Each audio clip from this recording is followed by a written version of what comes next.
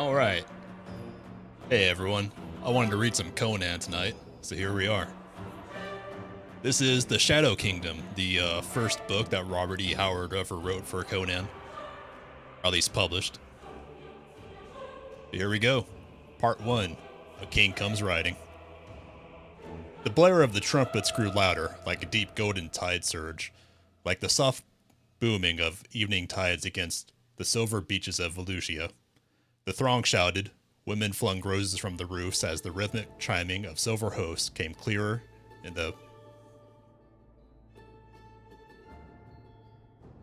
I just realized that this is the edited version where the guy threw in some non-Conan books because he hates us.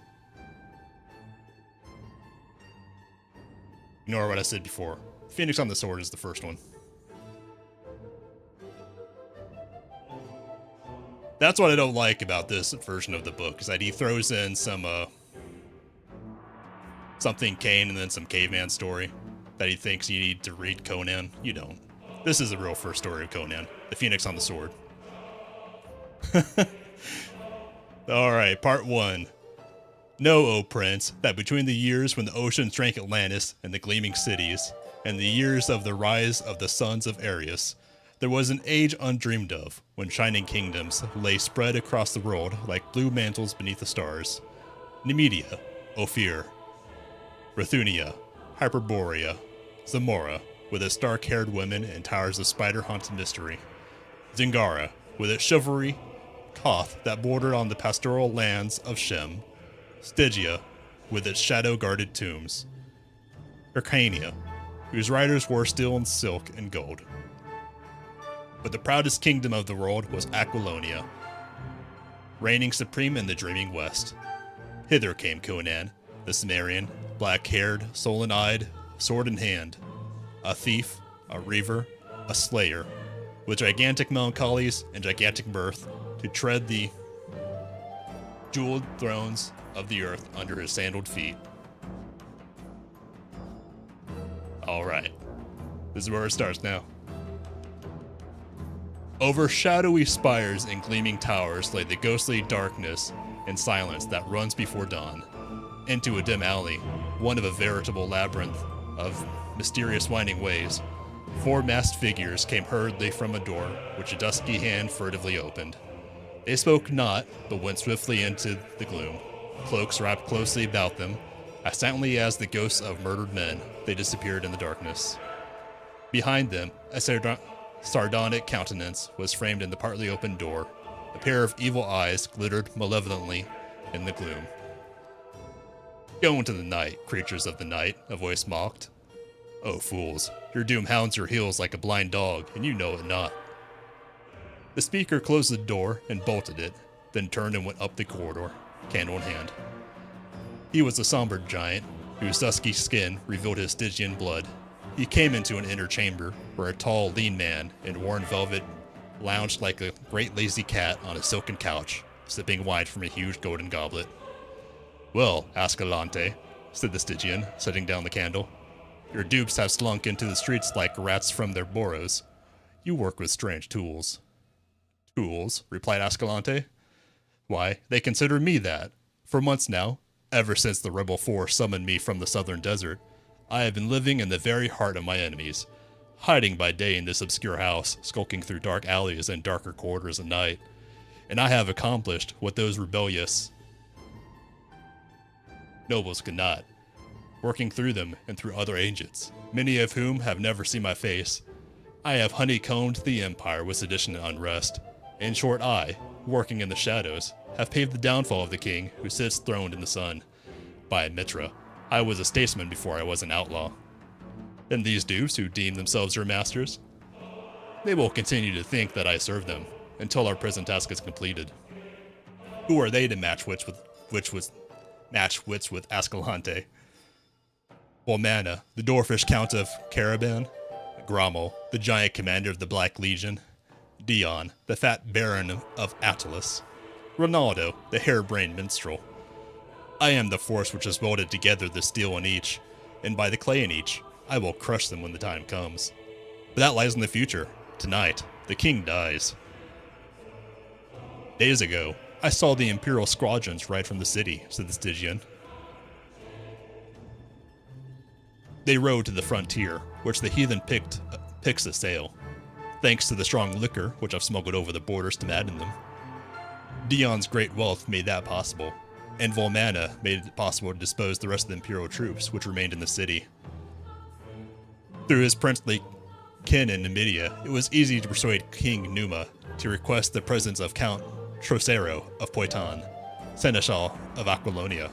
And of course, to do him honor, he'll be accompanied by an imperial escort, as well as his own troops. And Prospero, King Conan's right-hand man, that leaves only the king's personal bodyguard in the city, beside the Black Legion. Through Grommel, I've corrupted a spendthrift officer of that guard, and bribed him to lead his men away from the king's door at midnight. Then, with 16 desperate rogues of mine, we entered the palace by a secret tunnel. After the deed is done, even if the people do not rise to welcome us, Grommel's Black Legion will be sufficient to hold the city and the crown. And Dion thinks that crown will be given to him? Yes, the fat fool claims it by reason of a trace of royal blood.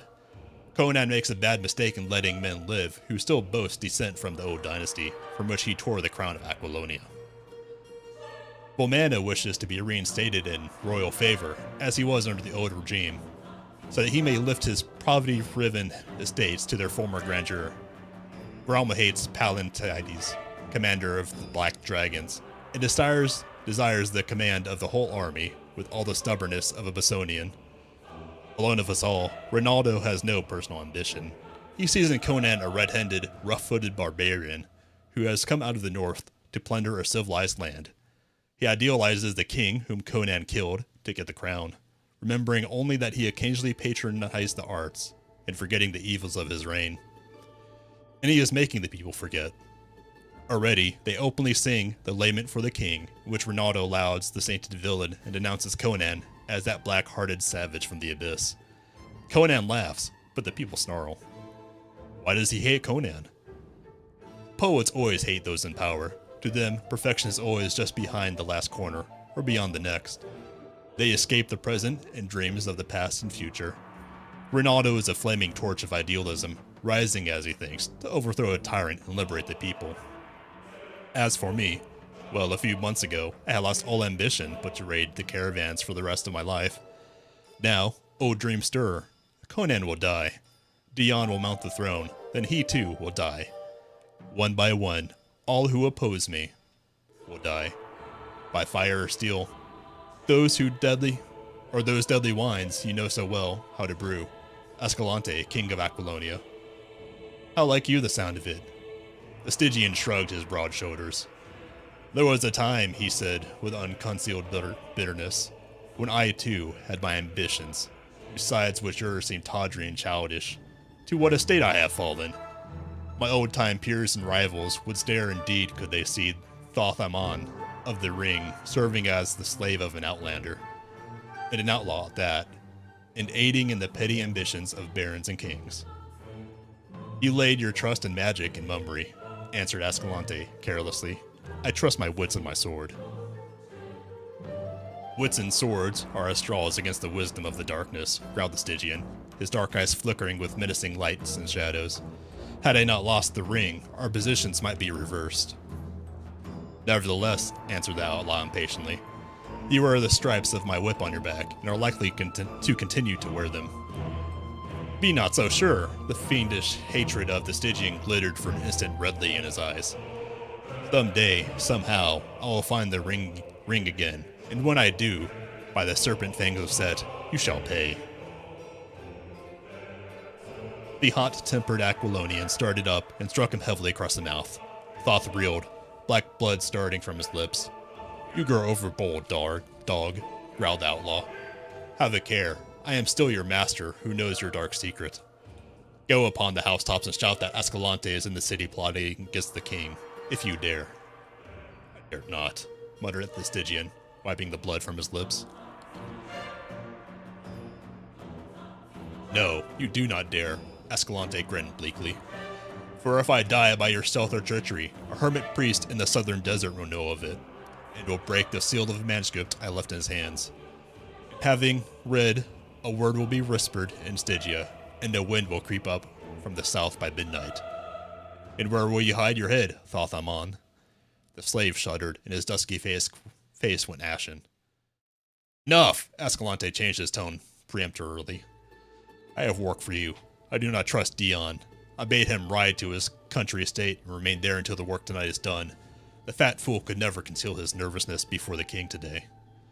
Ride after him, and if you do not overtake him on the road, proceed to his estate and remain with him until we send for him. Don't let him out of your sight. He is mazed with fear and might bolt. Might even rush to Conan in a panic and reveal the whole plot, hoping to thus save his own hide. Go! The slave bowed, hiding the hate in his eyes, and did as he was bidden. Escalante turned again to his wine. Over the jeweled spires was rising a dawn of crimson as blood.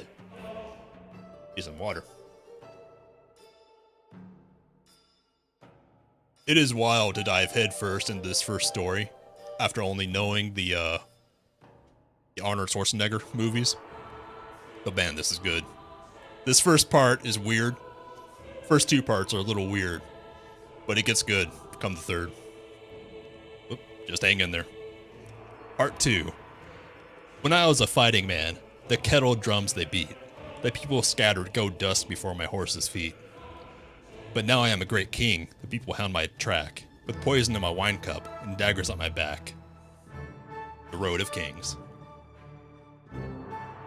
The room was large and ornate, with rich tapestries on the polished paneled walls, deep rugs on the ivory floor, and with the lofty ceiling adorned with intricate carvings and silver scrollwork. Behind an ivory gold-inlaid writing tablet sat a man whose broad shoulders and sun-browned skin seemed out of place in those luxuriant surroundings. He seemed more a part of the sun and the wind and high places of the outlands. His slightest movement spoke of steel spring muscles knit to a keen brain with the coordination of a born fighting man. There was nothing deliberate or measured about his actions. Either he was perfectly at rest, still as a bronze statue, or else he was in motion, not with the jerky quickness of over-tense nerves, but with a cat-like speed that blurred the sight which tried to follow him. His garments were of rich fabric, but simply made. He wore no ring or ornaments, and his square-cut black mane was confined merely by a cloth of silver band about his head.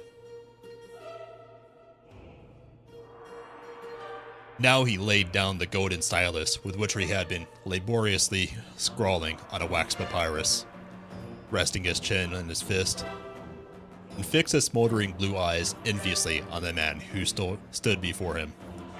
This person was occupied in his own affairs at the moment, for he was taking up the laces of his gold-chased armor and abstractly whistling, a rather unconventional performance considering that he was in the presence of a king. Prospero, said the man at the table. The matters of statescraft weary me, as all the fighting I have done never did. All part of the game, Conan, answered the dark-eyed Poitanian. You are king, and you must play the part.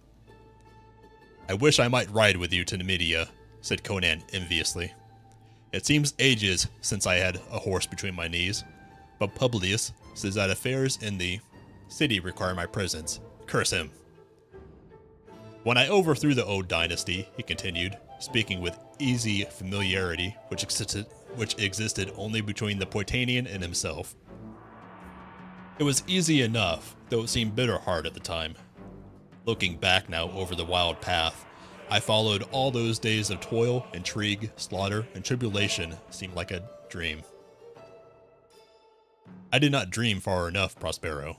When King Numides lay dead at my feet, and I tore the crown from his gory head and set it on my own, I had reached the ultimate border of my dreams. I had prepared myself to take the crown, not to hold it. In the old days, all I wanted was a sharp sword and a straight path to my enemies. Now, no paths are straight, and my sword is useless. When I overthrew Numides, then I was the liberator. Now they spit at my shadow. They have put a statue of that swine in the temple of Mitra, and people who go and wail before it hailing it as the holy effigy of a saintly monarch who was done to death by a red-handed barbarian. When I led her armies to victory as a mercenary, Aquilonia overlooked the fact that I was a foreigner, but now she cannot forgive me. Now, in Mitra's temple, there come to burn incense to Numidi's memory, men whom his hangman maimed and blinded, men whose sons died in his dungeons, whose wives and daughters are dragged into his seraglio, the fickle fools.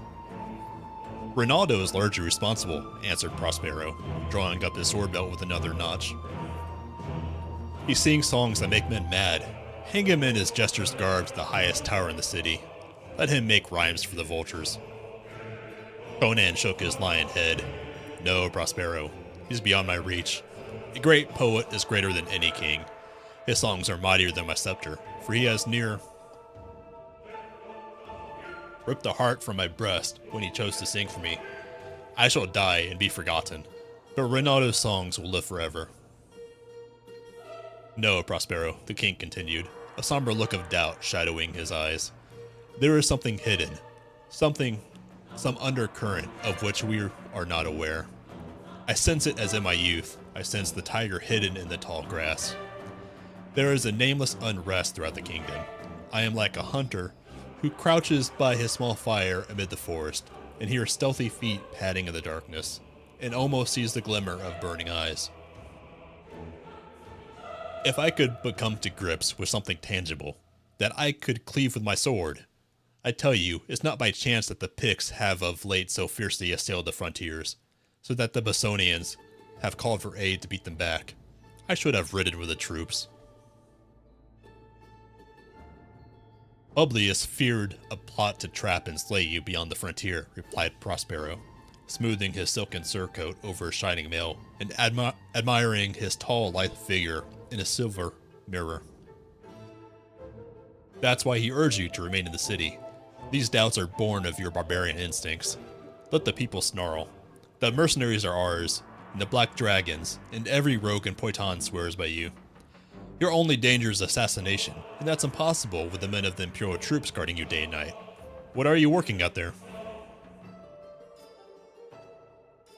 A map, Conan answered with pride. The maps of the court show well the countries of the south, east, and west. But in the north, they are vague and faulty.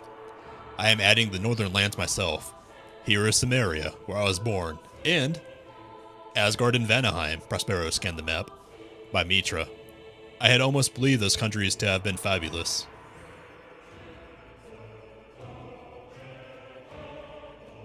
Excuse me. Conan grinned savagely, involuntarily touching the scars on his dark face. You had known otherwise, had you spent your youth on the northern frontiers of Cimmeria. Asgard lies to the north, and Vanaheim to the northwest of Cimmeria, and there is continual war along the borders. What manner of men are these northern folk? Asked Prospero. Tall and fair and blue-eyed. Their god is Ymir, the frost giant, and each tribe has its own king. They are wayward and fierce. They fight all day and drink ale and roar their wild songs all night. Then I think you are like them, laughed Prospero. You laugh greatly, drink deep, and bellow good songs, though I never saw another Cimmerian who drank aught but water, and whoever laughed, or ever sang, save to chant dismal dirges. Perhaps it's the land they live in, answered the king. A gloomier land never was. All of hills, darkly wooded, under skies nearly always gray, with wind moaning drearily down in the valleys. Little wonder men grow moody there, quoth Prospero with a shrug of his shoulders, thinking of the smiling, sun-washed plains and blue, lazy rivers of Poiton, Aquilonia's southernmost province.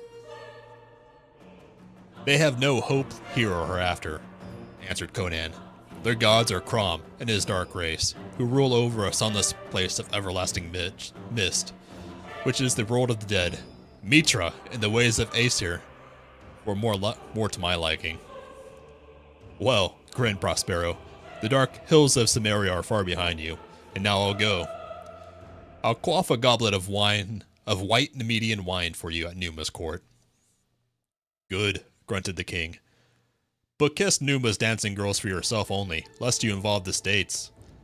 His gusty laughter followed Prospero out of the chamber. We're getting good. The first two parts are a little odd, especially if you only know the movies, because it seems like you just get sulky Conan whining about his days. And after the first movie, you see him on the throne and cuts to this in your mind. In actuality, Robert E. Howard wrote a few stories before this one was published, but those were published later. They're actually pretty cool too, because they're about Conan's adventures up north, where he encounters frost giants and such. Back to this. Part 3. Under the cavern pyramids, great Set coils asleep. Under the shadows of his tombs, his dusky people creep. I speak the word from the hidden gulfs that never knew the sun. Send me a servant for my hate, O scaled and shining one. The sun was setting, etching the green and hazy blue of the forest in brief gold. The waning beams glinted in the thick golden chain which Dion of Attalus twisted continually in his pudgy hand as he sat in the flaming riot of blossoms and flower trees, which was his garden. He shifted his fat body on his marble seat and glanced furtively about, as if in quest of a lurking enemy. He sat within a circular grove of slender trees, whose interlapping branches cast a thick shade over him. Near at hand, a fountain tinkled silverly, and other unseen fountains in various parts of the great garden whispered an everlasting symphony. Dion was alone, except for the great dusky figure which lounged on a marble bench close at hand, watching the Baron with deep, somber eyes. Dion gave little thought to Thoth Amon. He vaguely knew that he was a slave in whom Ascalante reposed much trust. But like so many rich men, Dion paid scant heed to men below his own station in life. You need not be so nervous, said Thoth. The plot cannot fail. Escalante can make mistakes as well as another, snapped Dion, sweating at the mere thought of failure. Not he, grinned the Stygian savagely. Else I had not been a slave, but his master. What talk is this? Peevishly returned Dion, with only half a mind on the conversation. Thoth Amon's eyes narrowed. For all his iron self-control, he was near bursting with long pent-up shame, hate, and rage, ready to take any sort of desperate chance. What he did not reckon on was the fact that Dion saw him not as a human being with a brain and wit, but simply as a slave, and as such, a creature beneath notice. Listen to me, said Thoth. You will be king, but you little know the mind of Escalante. You cannot trust him. Once Conan is slain, I can help you. If you protect me when you come to power, I will aid you. Listen, my lord, I was a great sorcerer in the south. Men spoke of Thoth Amon as they spoke of Ramon. King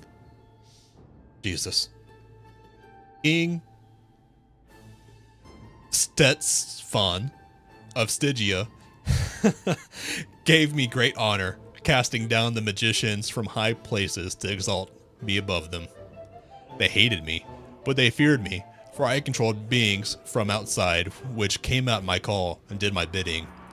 By Set, mine enemy knew not the hour when he might awake at midnight to feel the taloned fingers of a nameless horror at his throat. I did dark and terrible magic with the serpent ring of Set, which I found in a nighted tomb, a league beneath the earth, forgotten, before the first men crawled out of the slimy sea. But a thief stole the ring, and my power was broken. The magicians rose up to slay me, and I fled. Disguised as a camel driver, I was traveling in a caravan in the land of Koth, when Ascalante's reavers fell upon us. All in the caravan were slain except myself. I saved my life by revealing my identity to Ascalante and swearing to serve him. Bitter has been that bondage. A little sip of water. To hold me fast, he wrote of me in a manuscript and sealed it and gave it into the hands of a hermit who dwells on the southern borders of Koth. I dare not strike. a dagger into him while he sleeps, or betray him to his enemies, for then the hermit would open the manuscript and read. Thus Ascalante instructed him, and he would speak a word in Stygia. Again, Thoth shuddered, and an ashen hue tinged his dusky skin. Men knew me not in Aquilonia, he said, but should my enemies in Stygia learn my whereabouts, not the width of half a world between us would suffice to save me from such a doom as would blast the soul of a bronze statue. Only a king with castles and hosts of swordsmen could protect me. So I have told you my secret, and urge that you make a pact with me. I can aid you with my wisdom, and you can protect me, and someday I will find the ring. Ring? Ring? Thoth had underestimated the man's utter egoism. Dion had not even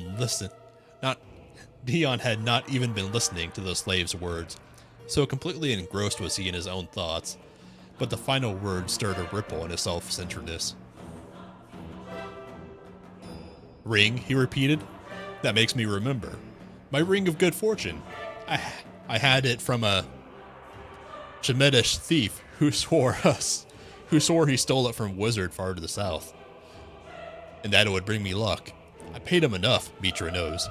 By the gods, I need all the luck I can have, what with Volmana and Ascalante dragging me into their bloody plots.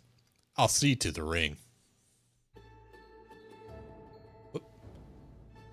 Thoth sprang up, blood mounting darkly to his face, while his eyes flamed with the stunned fury of a man who suddenly realizes the full depths of a fool's swinish stupidity. Dion never heeded him.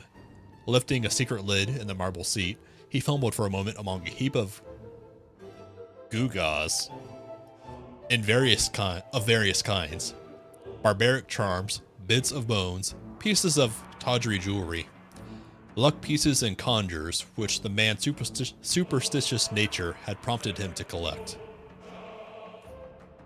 Ah, there it is. He triumphantly lifted a ring of curious make. It was of a metal like copper, and was made in the form of a scaled serpent, coiled in 3 loops, with its tail in its mouth.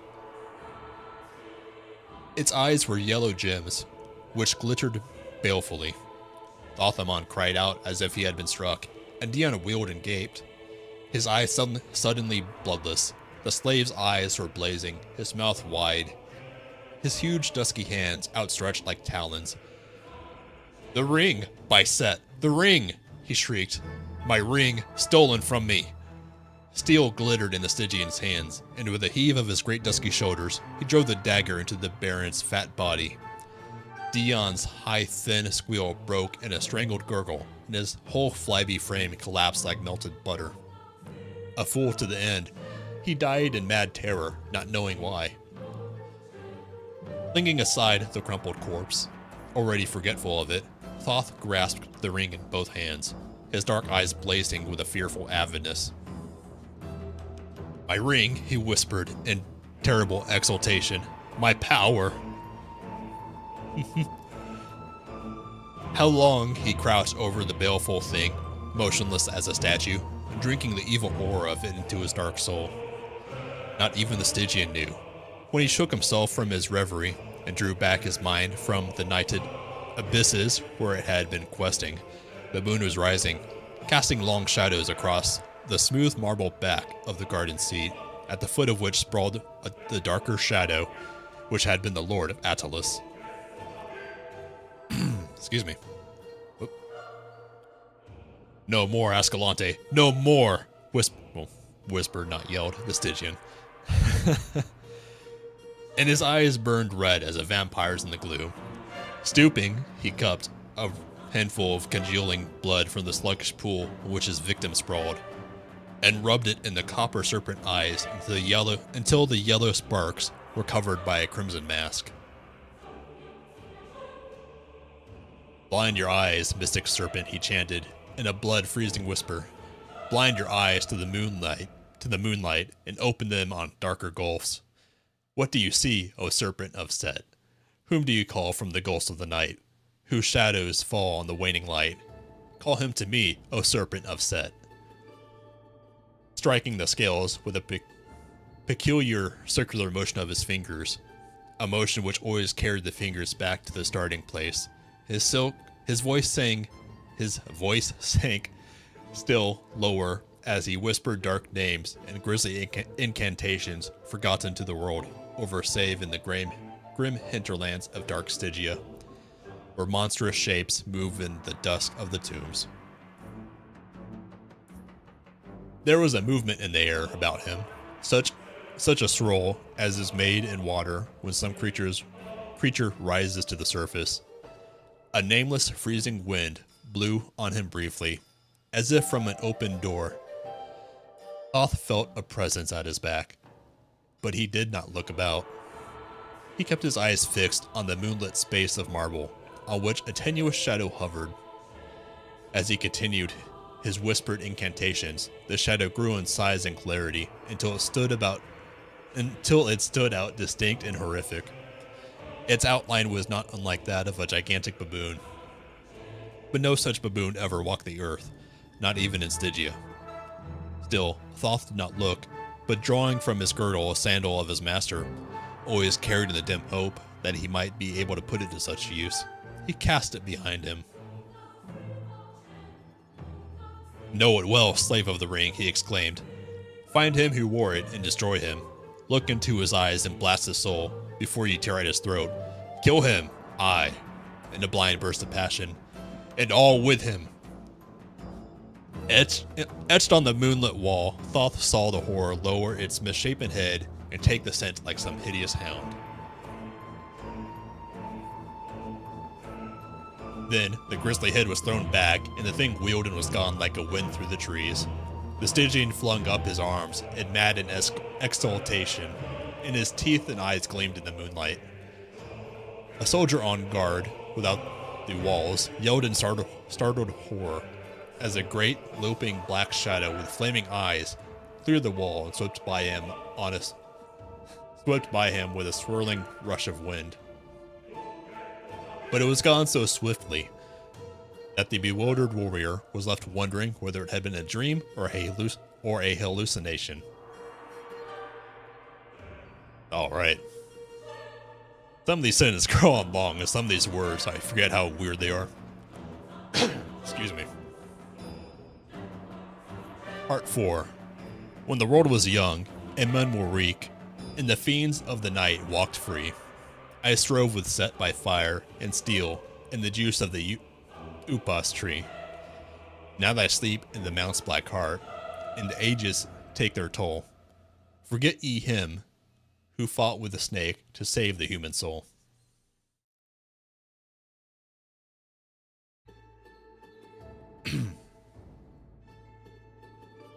Alone in the great sleeping chamber with its high golden dome, King Conan slumbered and dreamed.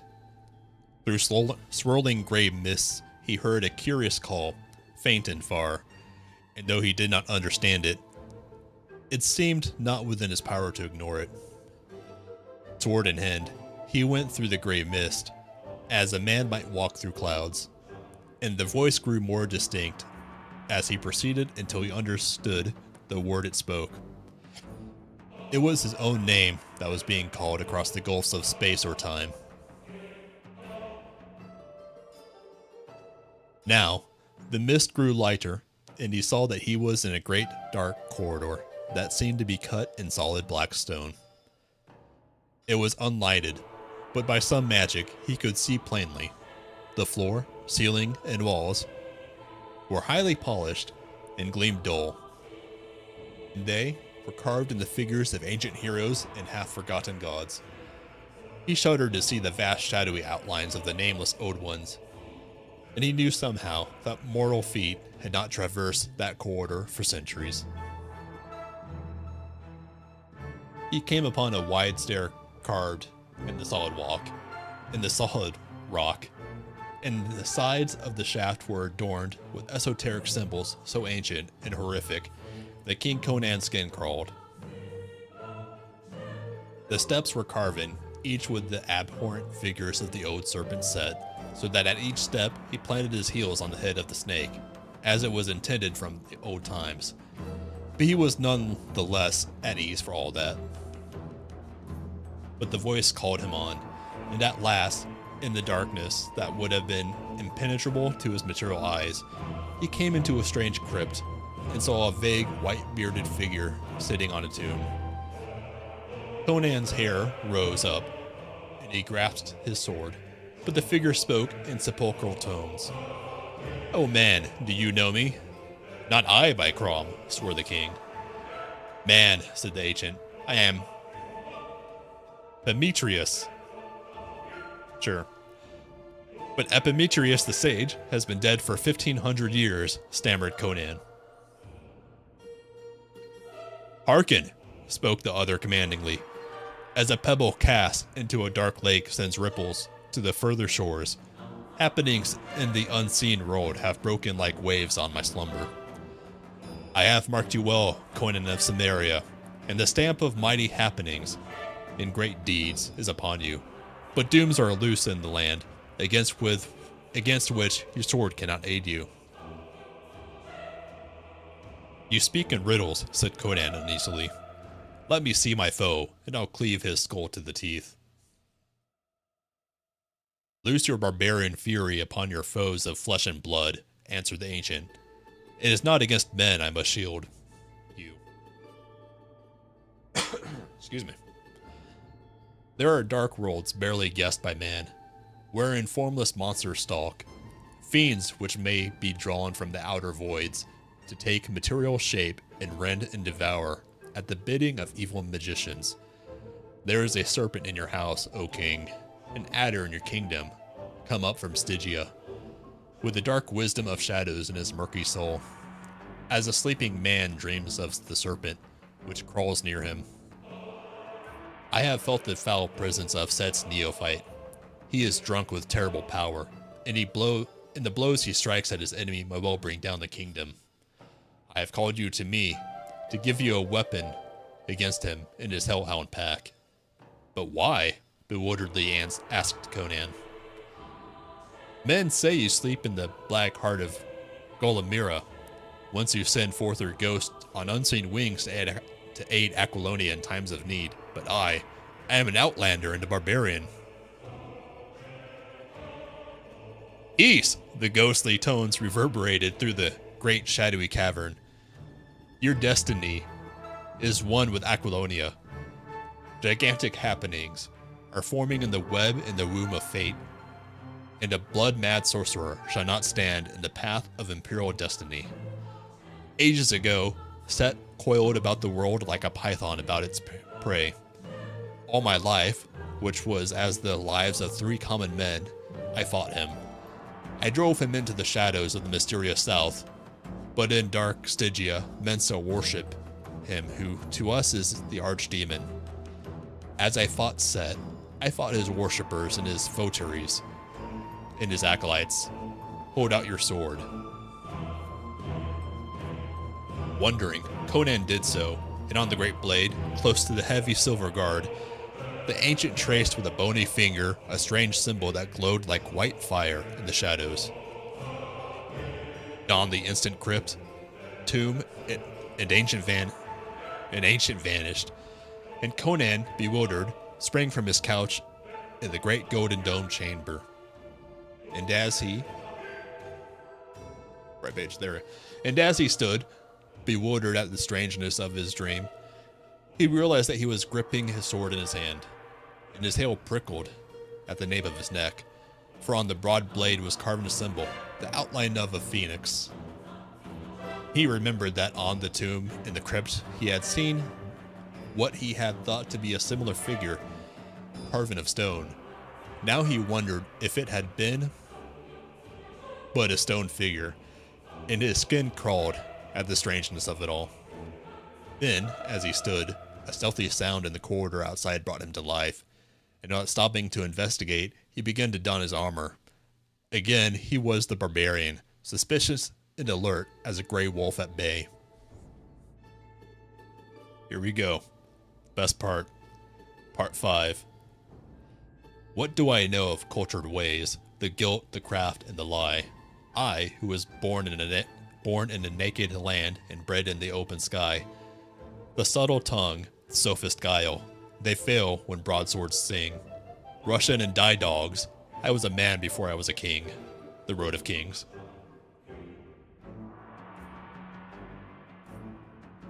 More water before we start. Excuse me. Through the silence which shrouded the corridor of the royal palace stole 20 furtive figures. Their stealthy feet, bare or cased in soft leather, made no sound either on thick carpet or bare marble tile.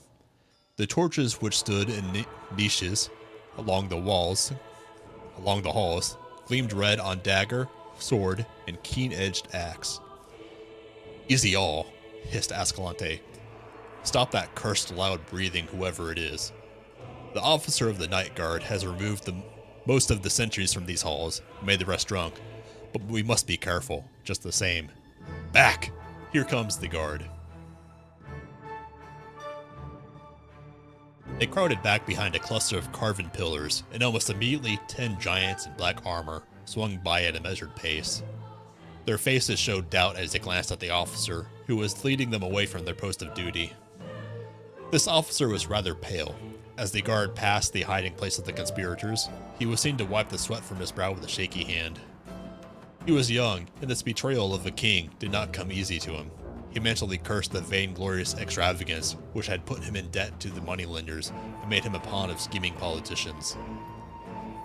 Guardsmen clinked by and disappeared up the corridor. "Good," grinned Escalante. "Conan sleeps unguarded. Haste!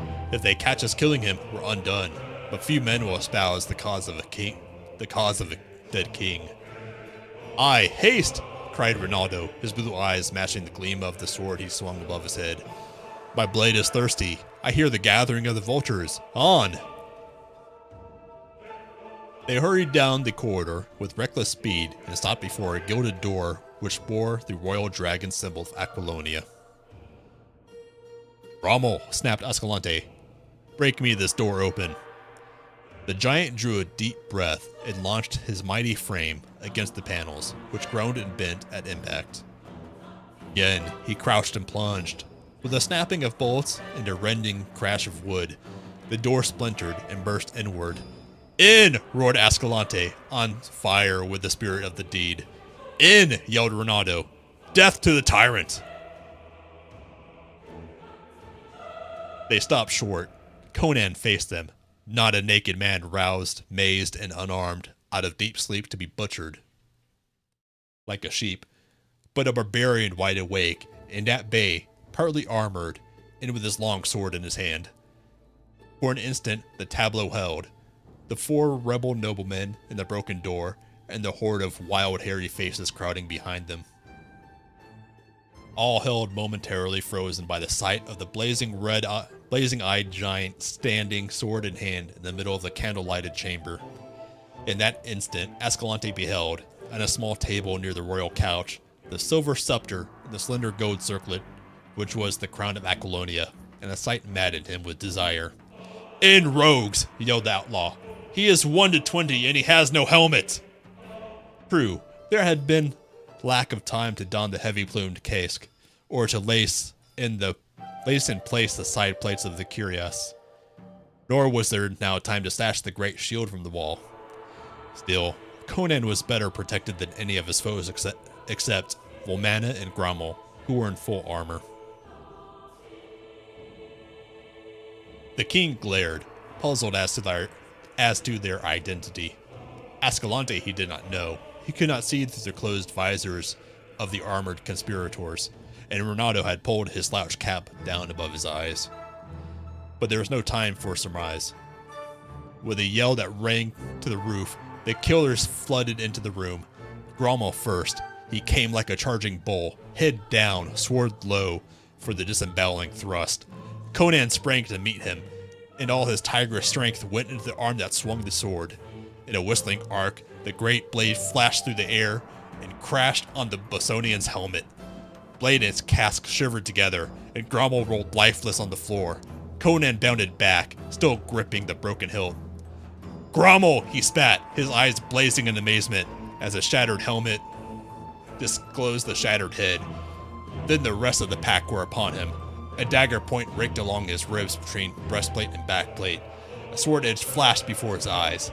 He swung aside the dagger wielder with his left arm, that smashed his broken hilt like a castus into the swordsman's temple. The man's brain splattered in his face. "Watch the door, 5 of you!" screamed Ascalante, dancing about the edge of the singing steel whirlpool, for he feared that Conan might smash through their midst and escape. The rogues drew back momentarily as their leader seized several and thrust them towards the single door. And in that brief respite, Conan leaped to the wall and tore therefrom an ancient battle axe, which, untouched by time, had hung there for half a century. With his back to the wall, he faced the closing ring for a flashing instant, then leaped into the thick of them. He was no defensive fighter. Even in the teeth of overwhelming odds, he always carried the war to the enemy. Any other man would have already died there, and Conan himself did not hope to survive. But he did ferociously wish to inflict as much damage as he could before he fell. His barbaric soul was ablaze, and the chants of old heroes were singing in his ears. As he sprang from the wall, his axe dropped an outlaw with a severed shoulder, and the terrible backhand returned, crushed the skull of another. Swords whined venomously about him, but death passed him by breathless margins. The Cimmerian moved in, a blur of blinding speed. He was like a tiger among baboons as he leaped, sidestepped, and spun, offering an ever-moving target while his axe wove a shining wheel of death about him. For a brief space, the assassins crowded him fiercely, raining blows blindly, and hampered by their own numbers. Then they gave back suddenly. 2 corpses on the floor gave mute evidence to the king's fury, though Conan himself was bleeding from wounds on his arm, neck, and legs. "Knaves!" screamed Ronaldo, dashing off his feathered cap, his wild eyes glaring. "Do ye shrink from the combat? Shall the despot live? Out on it!" He rushed in, hacking badly, but Conan, recognizing him, shattered his sword with a terrific chop, and with a powerful push of his open palm, sent him reeling to the floor. The king took Ascalante's point in his left arm, and the outlaw barely saved his life by ducking and springing backward from the swinging axe. Again the wolves soared in, and Conan's axe sank and crushed. A hairy rascal stooped beneath his stroke and dived at the king's legs. But after wrestling for a brief instant at what seemed a solid iron tower, glanced up in time to see the axe falling, but not in time to avoid it. In the interim, one of his comrades lifted a broadsword with both hands and hewed through the king's left shoulder blade, wounding the shoulder beneath. In an instant, Conan's cuirass was full of blood.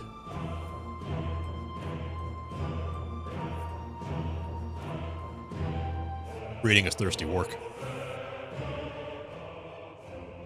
Volmana, flinging the attackers right and left in a savage impatience, came plowing through and hacked murderously at Conan's unprotected head. The king ducked deeply, and the sword shaved off a lock of his black hair as it whistled above him. Conan pivoted on his heel and struck in from the side. The axe crunched through the steel cuirass, and Volmana crumpled with his whole left side caved in. "Volmana!" gasped Conan breathlessly. "I'll know that dwarf in hell!"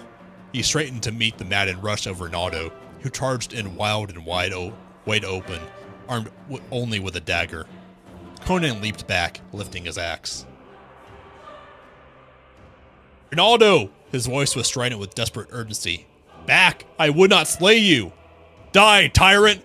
screamed the mad minstrel, hurling himself headlong on the king. Conan delayed the blow he was loath to deliver until it was too late. Only when he felt the bite of the steel in his unprotected side did he strike, in a frenzy of blind desperation.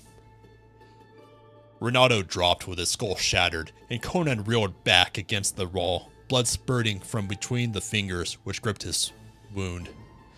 "In, now, and slay him!" yelled Ascalante. Conan put his back against the wall and lifted his axe. He stood like an image of the unconquerable primordial, legs braced far apart, head thrust forward, one hand clutching the wall for support, the other gripping the axe on high, with the great corded muscles standing out in iron ridges, and his features frozen in a death snarl of fury. His eyes blazing terribly through the mist of blood which veiled them, the men faltered, wild, criminal, and dissolute though they were, yet they came of a breed of men called civilized, with a civilized background. Here was a barbarian, the natural killer. They shrank back. The dying tiger could still deal death. Conan sensed their uncertainty and grinned mirthlessly and ferociously. "Who dies first?" he mumbled through smashed and bloody lips. "Yeah!" Ascalante leaped like a wolf, halted almost in midair with incredible quickness, and fell prostrate to avoid the death which was hissing toward him. He frantically rolled his feet out of the way and rolled clear as Conan recovered from his missed blow and struck again. This time the axe sank inches deep into the polished floor close to Ascalante's revolving legs. Another misguided desperado chose this instant to charge, followed half-heartedly by his fellows. He intended killing Conan before the Cimmerian could wrench his axe from the floor, but his judgment was faulty. The red axe lurched up and crashed down in a crimson caricature of a man catapulted back against the legs of the attackers. At that instant, a fearful scream burst from the rogues. At that instant, a fearful scream burst from the rogues at the door as a black misshapen shadow fell across the wall. All but Ascalante wheeled at that cry, and then, howling like dogs, they burst blindly through the door in a raving, blaspheming mob, and scattered through the corridors in screaming flight. Ascalante did not look toward the door. He had eyes only for the wounded king. He supposed that the noise of the fray had at last roused the palace, and that the loyal guards were upon him. Though even in that moment it seemed strange that his hardened rogues should scream so terribly in their flight. Conan did not look toward the door because he was watching the outlaw with the burning eyes of a dying wolf. In this extremity, Ascalante's cynical philosophy did not desert him. "All seems to be lost, particularly honor," he murmured. "However, the king is dying on his feet, and whatever other cogitation might have passed through his mind is not to be known." For, leaving the sentence uncompleted, he ran lightly at Conan, just as the Cimmerian was perforce employing his axe arm to wipe the blood from his blinded eyes. But even as he began his charge, there was a strange rushing in the air, and a heavy weight struck terrifically between his shoulders. He was dashed headlong, and great talons sank agonizingly in his flesh. Writhing desperately beneath his attacker, he twisted his head about and stared into the face of nightmare and lunacy upon him. Crouched a great black thing, which he knew was born in no sane or human world. Its slavering black fangs were near his throat, and the glare of its yellow eyes shriveled his limbs as a killing wind shrivels young corn. The hideousness of its face transcended mere bestiality.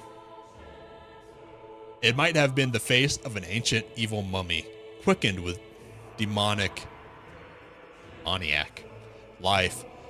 In those abhorrent features, the outlaw's dilated eyes seemed to see, like a shadow in the madness that enveloped him, a faint, terrible resemblance to the slave Thoth Amon. Then, Ascalante's cynical and all-sufficient philosophy deserted him, and with a ghastly cry, he gave up the ghost before those slavering fangs touched him. Conan, shaking the blood drops from his eyes, stared frozen. At first he thought it was a great black hound which stood above Ascalante's distorted body. Then, as the sight cleared, he saw that it was neither a hound nor a baboon. With a cry that was like an echo of Ascalante's death shriek, he reeled away from the wall and met the leaping horror with a cast of his axe that had behind it all the desperate power of his electrified nerves. The flying weapon glanced singing from the slanting skull it should have crushed. and the king was hurled halfway across the chamber by the impact of the giant body. The slavering jaws closed on the arm Conan flung up to guard his throat, but the monster made no effort to secure a death grip.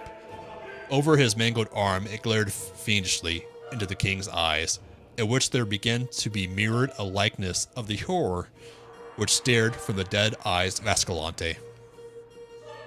Conan felt his soul shiver and begin to be drawn out of his body, to drown in the yellow wells of cosmic horror which glimmered spectrally in the formless chaos that was growing about him, engulfing all life in sanity.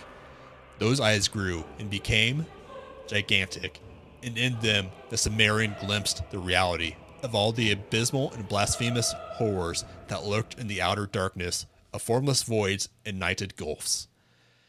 He opened his bloody lips to shriek his hate and loathing, but only a dry rattle burst from his throat.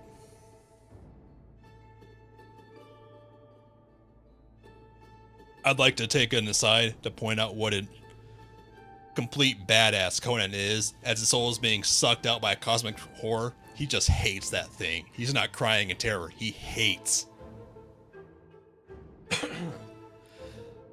But the horror that paralyzed and destroyed Escalante aroused in the Cimmerian a frenzied fury akin to madness. With a volcanic wrench of his whole body, he plunged backward, heedless of the agony of his torn arm, dragging the monster bodily with him. In his outflung hand struck something his dazed, fighting brain recognized as the hilt of his broken sword. Instinctively, he gripped it and struck with all the power of nerve and threw as a man stabs with a dagger. The broken blade sank deep, and Conan's arm was released as the as the abhorrent mouth gaped as in agony. The king was hurled violently aside, and lifting himself on one hand, he saw, as one mazed, the terrible convulsions of the monster from which thick blood was gushing through the great wound his broken blade had torn. And as he watched, its struggles ceased and it lay jerking spasmodically, staring upward with its grisly dead eyes. Conan blinked and shook the blood from his own eyes. It seemed to him that the thing was melting and disintegrating into a slimy, unstable mass.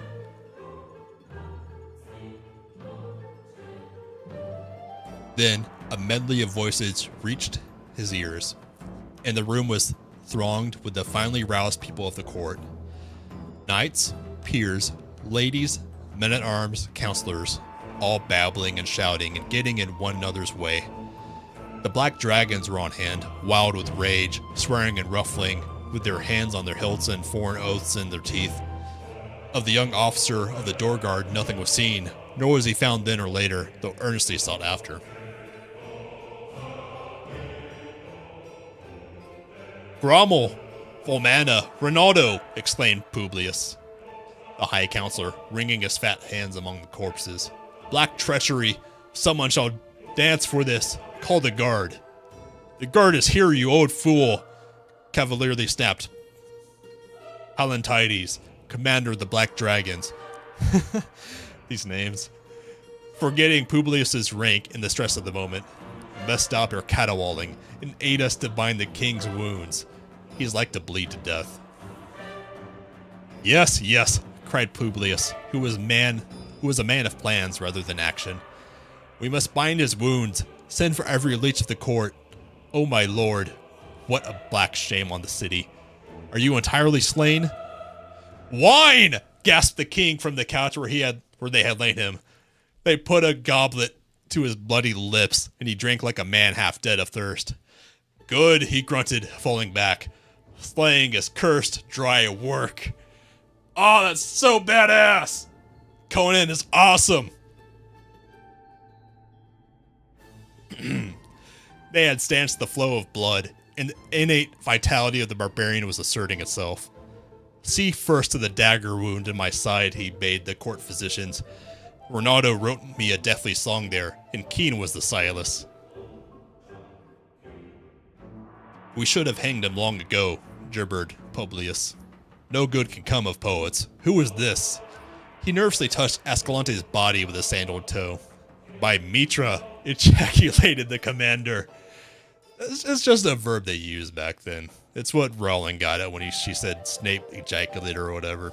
It's a 30s thing. Excuse me. By Mitra ejaculated the commander, is Ascalante, once Count of Thun. What devil's work brought him up from his desert haunts? But why does he stare so? Whispered Publius, drawing away his own eyes wide in a peculiar prickling, starting among the short hairs at the back of his fat neck. The others fell silent as they gazed at the dead outlaw. Had you seen what he and I saw? Growled the king, sitting up despite the protest of the leeches. You had not wondered. Last your own gaze by looking at. He stopped short, his mouth gaping, his finger pointing fruitlessly where the monster had died. Only the bare floor met his eyes. Crom, he swore. The thing's melted back into the fountains which bore it. He gets delirious, whispered a noble. Conan heard and swore with barbaric oaths. By Babbed, Morgan, Maca, and Nemain, he concluded wrathfully. I am sane. It was like a cross between a Stygian mummy and a baboon. It came through the door, and Escalante's rogues fled before it. It slew Escalante, who was about to run me through. Then it came upon me, and I slew it. How I know not, for my axe glanced from it as from a rack. But I think that the sage Epimetheus had a hand in it. Hark, how he names Epimetheus, dead for 1,500 years, they whispered to each other. By Emir, thundered the king. This night I talked with Epimetheus. He called me to his dreams, and I walked down a black stone corridor carved with old gods, to a stone stair, on the steps of which were the outlines of Set, until I came to a crypt, in a tomb with a phoenix carved on it. Mitra's name, Lord King, be silent. It was the high priest of Mitra who cried out, and his countenance was ashen. Conan threw up his head like a lion tossing back its mane, and his voice was thick with the growl of the angry lion. Am I a slave to shut my mouth at your command? Nay, nay, my lord, the high priest was trembling, but not through fear of royal wrath. I meant no offense. He bent his head close to the king and spoke in a whisper that carried only to Conan's ears. My lord, this is a matter beyond human understanding. Only the inner circle of priestcraft know of the black stone corridor carved in the black heart of Mount Golamira by unknown hands, or of the phoenix-guarded tomb where Epimetheus was laid to rest 1,500 years ago. And since that time, no living man has entered it, for his chosen priests, after placing the stage in the crypt, blocked up the outer entrance of the corridor so that no man could find it, and today, not even the high priests know where it is. Only by word of mouth, handed down by the high priest to the chosen few, and jealously guarded, does the inner circle of Mitra's acolytes know of the resting place of Epimetheus in the black heart of Golamira. It is one of the mysteries on which Mitra's cult stands. Cannot say by what magic Epimetheus brought me to him, answered Conan, but I talked with him, and he made a mark on my sword. Why that mark made it deadly to demons, or what magic lay behind the mark, I know not. But though the blade broke on Grommel's helmet, yet the fragment was long enough to kill the horror. Let me see your sword, whispered the high priest from a throat gone suddenly dry, as mine is.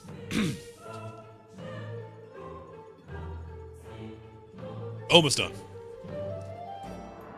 Excuse me. Conan held out the broken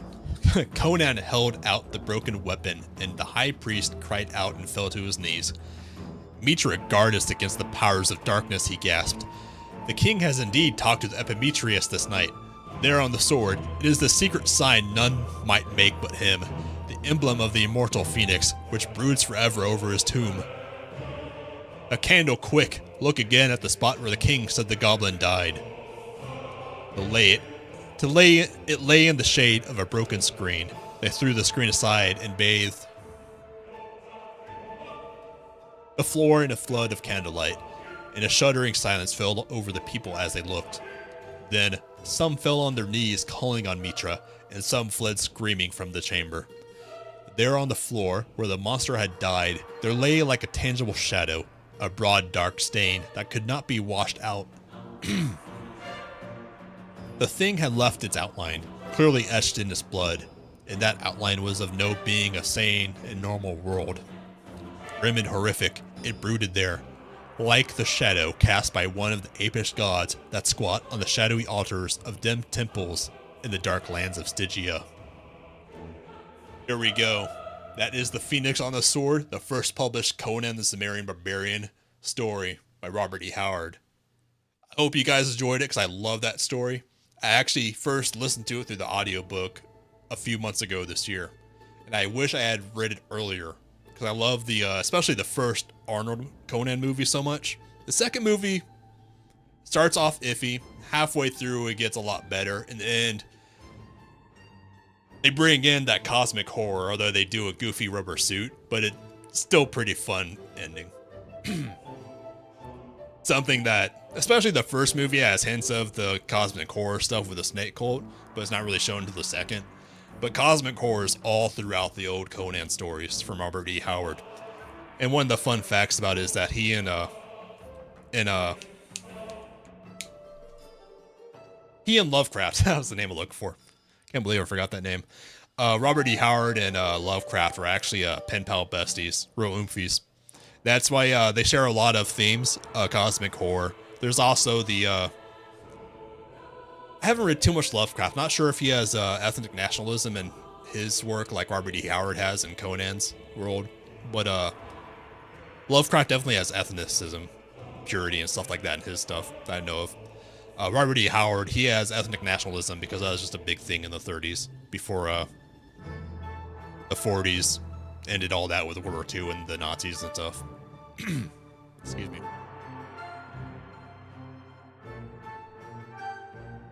I haven't talked that long in a long time, so my throat and tongue are overworked now. Losing my voice a little. But I'm gonna go and end it here. I hope you all enjoyed that movie as much. I hope you all enjoyed that story as much as I enjoyed reading it. That was a lot of fun. I've been wanting to do this all week ever since I did my first stream the other night. I actually wanted to stream last night too, but I had a neck ache after work, so I saved for next week. Thinking of streaming Thursday, or this coming night as well. Not sure what it will yet, but we'll see. Well, thank you again, everyone. Hope you enjoyed it. Hope you all have a great day and a great rest of your week. Thank you.